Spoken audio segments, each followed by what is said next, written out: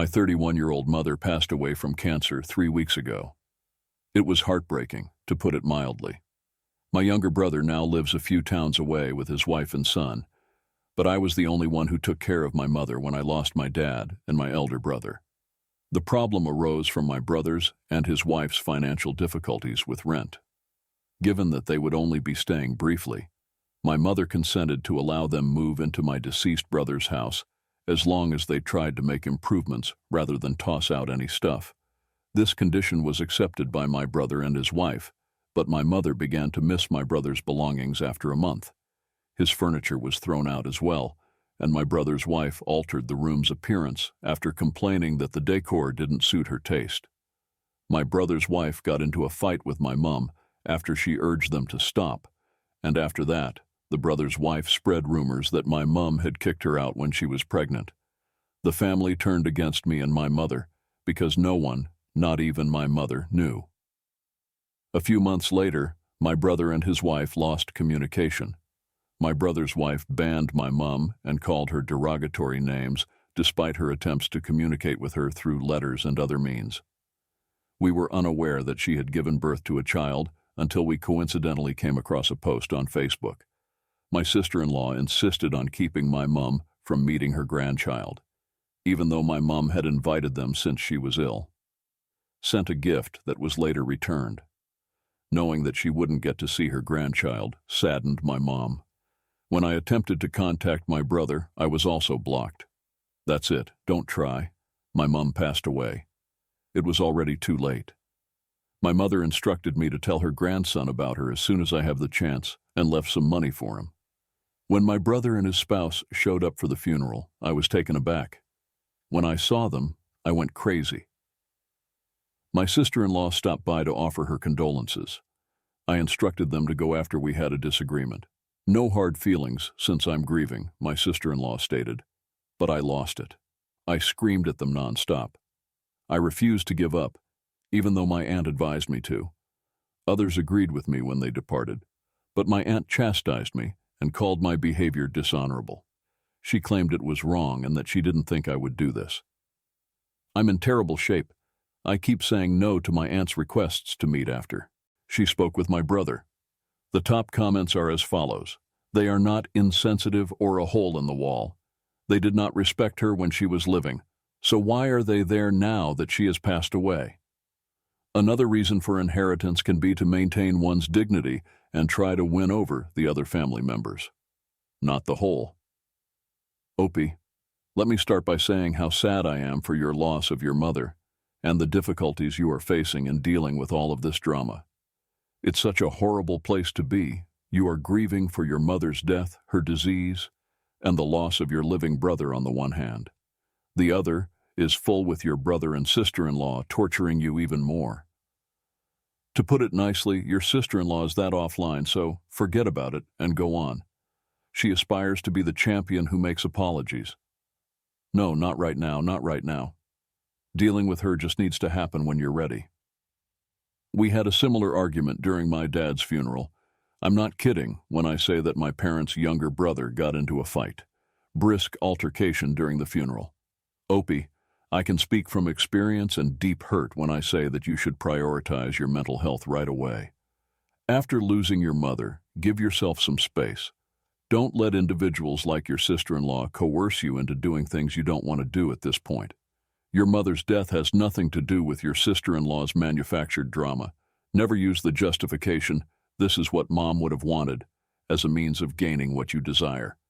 They are unable to speak for her. Best wishes, Dopey. Please don't hesitate to contact me if you need someone to work through this with. I listen without passing judgment since I have been in your shoes. It's a terrible location. No, not today. Home. Your brother may be in mourning, but he did not support your mother during her life. She was seriously harmed, as was your family. Not Dejo. If Sister Lonely arrived expecting something, I wouldn't be shocked. Still, I wouldn't bring up the money your mother gave their son until he is 18, then present it to him directly. The second tale is about a Marie Hall, who refused to give me a share of her father's estate. Our past is not easily understood. While not inherently terrible, My dad wasn't exactly a good man either. He once hooked up with my mum after cheating on his wife. She was unaware that he was wed. Then I was born, a man at 27, but he was unaware of it. When mother discovered he was cheating, I was maybe 6 or 7 years old. They nearly got divorced, but decided to stay together, and my dad wanted to continue being in my life. He would frequently visit, take me out, and assist my mother financially. My dad tried to involve me in activities he planned with my half-siblings for a few years, but they bullied me a lot since they didn't like me. His wife was vile and cruel every time I saw her. I met her a few times. After that, he gave up trying and returned to our individual activities. However, at the age of 14, he began to distance himself from me, possibly due to marital issues, and by the time I became 15, he had just ceased reaching out to me. We had occasional conversations over the years. Eventually, they divorced, but he has never gotten in touch, despite my best efforts. He recently passed away and wrote me a letter expressing his regret for how he had been and saying he was too embarrassed to try patching things up after we had been cut off for so long. It also stated that money cannot buy back his absence, but it still wants me to have it. I was unable to speak. Although he left a modest amount for my half-siblings, the most of his estate is designated for me. They claim he hardly left them with anything, and that they should be compensated for all the hardship this has caused them in their life, which is why they are extremely unhappy about it. However, this money could truly assist with a lot of things, like actually finishing my degree, saving the rest for a retirement fund, or putting down payment on a quality property. Since they were also his children, my half-siblings, and even their mother, are berating me and won't stop messaging me because I won't divide the debt I owe them. I feel so bad about what they say that I don't even want to repeat it. They probably feel like this is just another slap in the face, because I know they're still upset about the cheating and the family breakup. It's challenging because I get that coming into their lives as the affair child essentially caused things to break apart, so I can understand why, in the end, they feel as though I owe them money. Still, I want to use this money for my life. You owe them nothing at all. You owe them a Marielle Hall, not a hole. I hope his father was a skilled worker. He left them some money, so until they reveal their true selves by pouting and acting spoiled, they cannot complain that it is not enough. Their dad cheats on their mother, which leads to their divorce, and the cheating dad then leaves his inheritance to the child he produced. So I don't think it's appropriate for them to be angry. Opie, that must sting. It's not their fault, though. It's not a nail. I think it would hurt. But they had financial assistance their entire lives, whereas it seems like Opie's father provided financial support for a short while. This might just be Opie collecting his part at the end. I wonder if Dad aided behaved siblings with the university or other presents later in life. A will is a will, not a hole in them. The fact that they left you with the sums they did and that you didn't offer them more is not your responsibility. Not remain complete. Your father decided that. You can spend the money however you see fit. You have no right to undermine anything for them. This is more of a karma situation, and the things they did that you most likely aren't aware of are what led to the current state of affairs. Block, dismiss, and proceed. I'm sorry for your loss and wish you well. The next tale is called A Marielle Hall, because my brother's children were left out of several family get-togethers. Context: in my huge family, asking for or offering assistance is seen as perfectly normal. We frequently watch each other's children, pick up groceries, run errands, and other activities together. We are, in my opinion, relaxed back and generally low conflict. We normally discuss concerns people have about something someone does in private so as not to put them in an awkward situation. The issue is that my sister-in-law and one of my brothers are married, and their children are all under the age of 7.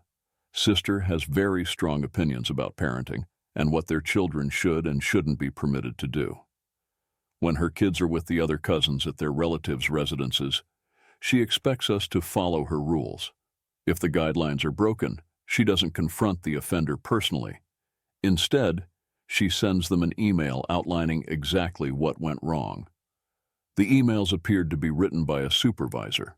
This has happened several times over the years, but the current problems were brought on by an incident that occurred last autumn. My mother has been helping the children in our pod with their virtual schooling and watching them throughout the day during COVID-19. Present are frequently more than 5 children present at once. The sister-in-law forbids her children from eating any food that contains dyes.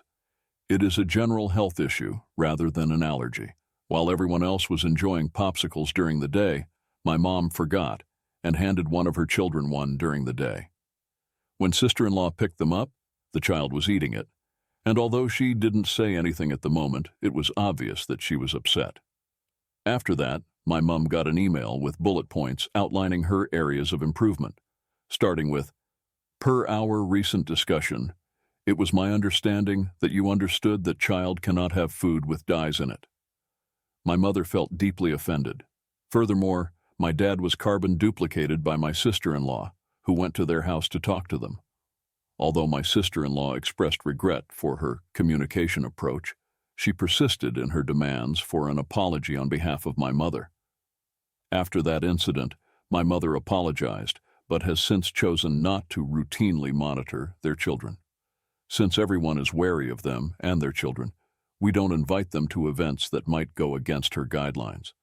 To be honest, this is the majority of what we do, since the things she bends to expose her children to, like refined sugar, dyes, yelling, playground equipment higher than 5 feet, etc., we do not find objectionable when it comes to our own children.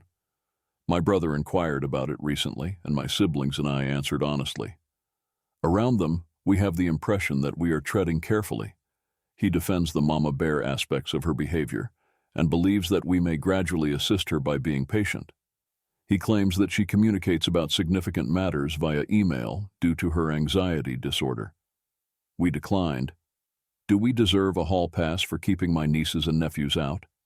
They will always be invited to our large family gatherings, though sometimes for different reasons. Edit. I should also mention that my sister-in-law is often really enjoyable. Her extreme control is actually just a result of a parenting issue.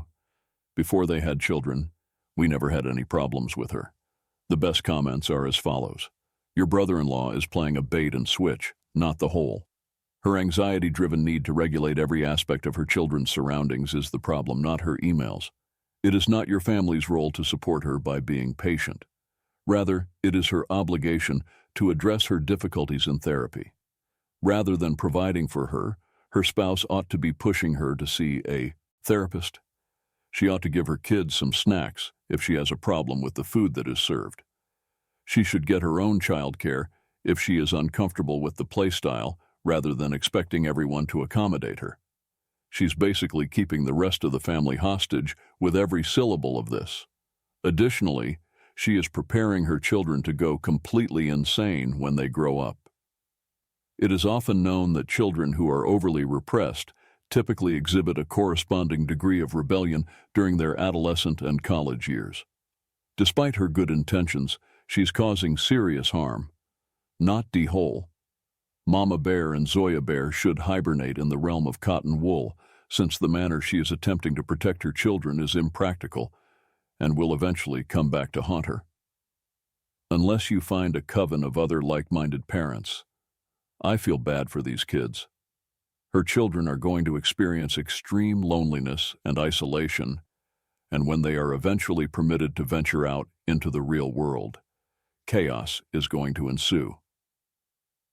The final tale is about a Marie Hall visit to my parents to discuss installing a lock to prevent my brother and his spouse from entering my room without authorization.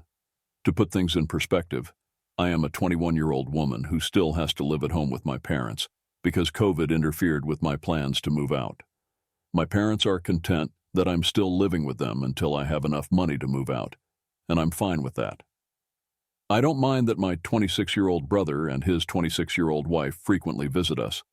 I look forward to seeing my brother. I adore him, and his wife is a genuinely lovely person with whom we all get along great. Nevertheless, whether or not I'm in my room, my brother has a habit of simply walking in. I know he adored our older cat, who spent most of her time in my room, but I did not like how he would simply go right in and start petting her. He had done this before.